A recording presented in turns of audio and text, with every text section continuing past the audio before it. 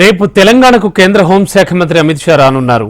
Parliament ఎన్నికల సందర్భంగా సిద్దిపేటలో ఏర్పాటు చేసినటువంటి భారీ బహిరంగ సభలో ఆయన ప్రసంగిస్తారు. ఈ సభకు రాష్ట్ర బీజేపీ అధ్యక్షుడు కిషన్ రెడ్డి హాజరవుతారు. సిద్దిపేట డిగ్రీ కాలేజ్ మైదానంలో 30,000 మందితో ఈ సభ నిర్వహిస్తోంది కమలదళం. ఇప్పటికే ఈ సభకు సంబంధించి అన్ని ఏర్పాట్లు పూర్తి చేశారు. ప్రజలు పెద్ద ఎత్తున తరలివచ్చి సభను విజయవంతం చేయాలని కోరుతోన్న మెదక్ పార్లమెంట్ బీజేపీ అభ్యర్థి రఘునందన్ రావుతో మా ప్రతినిధి Yadagiri face to face. Parliament ఎన్నికల సందర్భంగా రేపు సిద్దిపేట డిగ్రీ కాలేజ్ మైదానంలో బీజేపీ పార్టీ ఆధ్వర్యంలో భారీ బహిరంగ సభ నిర్వహించడం జరుగుతుంది. ఈ యొక్క సభ ఏర్పాట్లను మాజీ ఎమ్మెల్యే మెదక్ బీజేపీ పార్టీ అభ్యర్థి రఘునందన్ రావు యొక్క సభ ఏర్పాట్లను పరిశీలించడం జరిగింది. మనతో మాట్లాడడానికి రఘునందన్ వారిని అడిగి తెలుసుకుందాం. సార్ చెప్పండి, ఎలాంటి ఏర్పాట్లు చేయడం జరుగుతుంది, రేపు ఎన్ని గంటలకు సభ ఉంటుంది? సో మిట్ట మధ్యాహ్నం సభ ప్రారంభంగా అవుతా ఉంది. అయినప్పటికీ కూడా ప్రజలకు మేము చేస్తున్నటువంటి అప్పీల్, ఎండదెబ్బ తగలకుండా పూర్తి వ్యవస్థలన్నీ కూడా ఏర్పాటు చేస్తూ ఉన్నాం. కాబట్టి దయచేసి మధ్యాహ్నం 11-12 మధ్యలో సభ ప్రారంభమవుతుంది. ఒక గంట సేపు అమిత్ షా గారు సభా వేదిక మీద ఉంటారు. కాబట్టి ప్రజలందరూ కూడా మీకు ఎట్లాంటి అసౌకర్యం కలగకుండా, ఎండ నుంచి మిమ్మల్ని రక్షించుకునేందుకు కార్యకర్తలకు ఇబ్బందులు కలగకుండా ఉండే రీతి లోపల ఏర్పాటు చేస్తూ ఉన్నాం. కూలర్లు, టెంట్లు, జర్మన్ టెంట్లు అన్నీ వేస్తూ ఉన్నాం. కాబట్టి ప్రజలు ఎట్లాంటి అనుమానం, సందేహం లేకుండా సభకు రావచ్చు. 100% వాతావరణం సహకరిస్తుంది. 100% ఎండ దెబ్బ తగలకుండా తీసుకోవాల్సిన అన్ని జాగ్రత్తలు తీసుకొని ఈ సభ ఏర్పాట్లను సక్సెస్ చేయబోతా ఉంది. ఎంతమందితో సభ నిర్వహిస్తున్నారు? ముఖ్య నాయకులు ఎవరెవరు వస్తున్నారు? ఆల్ ఇండియా భారతీయ జనతా పార్టీలో సీనియర్ నాయకులు, కేంద్ర హోంశాఖ మంత్రి గౌరవనీయులు అమిత్ షా గారు ఈ సమావేశానికి రాబోతా ఉన్నారు. వారితో పాటు భారతీయ జనతా పార్టీ తెలంగాణ రాష్ట్ర శాఖ అధ్యక్షులు కిషన్ రెడ్డి గారు, మిగతా మా పార్టీ జిల్లా నాయకులందరూ కూడా ఈ సమావేశానికి రాబోతా ఉన్నారు. కొంతమంది రాష్ట్ర నాయకులు కూడా అమిత్ షా గారితో పాటు ఈ సమావేశానికి వస్తారు.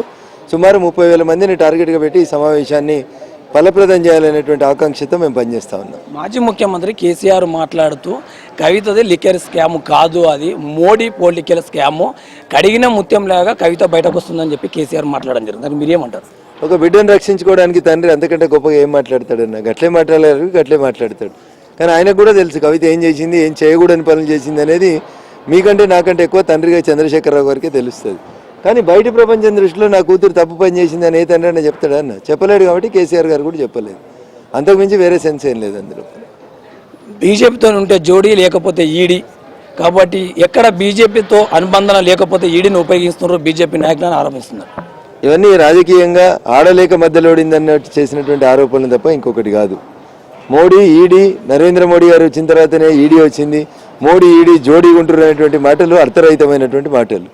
ఈడీ నరేంద్ర మోడీ గారు తీసుకురాలేదు. ఈడీ దేశంలో ఎప్పటి నుంచో ఉన్నటువంటి ఒక ఆర్థిక నేరాలని ఇన్వెస్టిగేషన్ చేసేటువంటి ఒక సంస్థ. సిబిఐ ఇప్పుడు మేము వచ్చినాక తీసుకొచ్చింది కాదు. మా మీద కూడా సిబిఐ కేసులు పెట్టింది. అనేక మంది బీజేపీ నాయకుల మీద కూడా గతంలో సిబిఐ కేసులు పెట్టింది. సో దాని అర్థం ఒక ఇన్వెస్టిగేటింగ్ ఏజెన్సీ ఉండాలన్నా ఉండకూడదు అనేది భారత ప్రభుత్వం తీసుకునేటువంటి నిర్ణయం. మోడీ, ఈడీ రిధం కలుస్తుంది కదా అని మాట్లాడడం అనేది అర్థరహితమైనటువంటి ఆరోపణ. ఈడీ నరేంద్ర మోడీ గారు వచ్చిన తర్వాత తయారైన సంస్థన? ఈడీ ఎప్పటి నుంచో ఉంది. 1000 కేసులు అయినాయి. ఈ దేశం లోపల పన్నే కొట్టినటువంటి అనేక మంది ఆర్థిక నేరగాల మీద ఈడీ కేసులు పెడుతూనే ఉంది. కొత్తగా మేము తెచ్చింది ఏముందన్న? వాళ్ళు చేసిన తప్పులకి దొంగను దొరకబట్టినప్పుడు ఈడీ ఒకరిని దొరకబట్టిన దగ్గర అన్యాయంగా దొరకబట్టింది, ఏం దొరకలేదని చెప్పుకుండ్రి. లిక్కర్ స్కామ్లో 100 కోట్లు ఇచ్చిరనేది, ఆప్కి ఇచ్చిరనేది అంత స్పష్టంగా అందరు చెప్పిండ్రు కదా. డబ్బులు దొరికినాయంటే మీరు ఆల్రెడీ భూములు కొన్నారని, నువ్వు ఇక్కడ ఫార్మా దందా చేయాలంటే నాకు భూములు రిజిస్ట్రేషన్ చేయమని బెదిరించిందని, ఇన్ని కోట్లు డబ్బు ఇమ్మన్నదని ఉన్నదంతా కనబడుతుంది కదండి. ఇంకా మీడియా ముందే కనబడుతున్న తర్వాత ఏ తండ్రి అయినా బిడ్డ బాగా వేస్తుందని చెప్తే తప్ప అంతకు మించి వేరేం చెప్తే, అట్లా కేసీఆర్ గారు కూడా చెప్పారు. పేగుబంధం కదండి. ఇది పరిస్థితి. రేపు 11 గంటలకు డిగ్రీ కాలేజ్ మైదానంలో భారీ బహిరంగ సభ ఉంటుంది. ముఖ్య అతిథులుగా ప్రధాన లీడరు అమిత్ షా, కేంద్ర మంత్రి అమిత్ షా రావడం జరుగుతుంది. కాబట్టి ఏర్పాట్లు కూడా పూర్తి చేయడం జరుగుతుంది.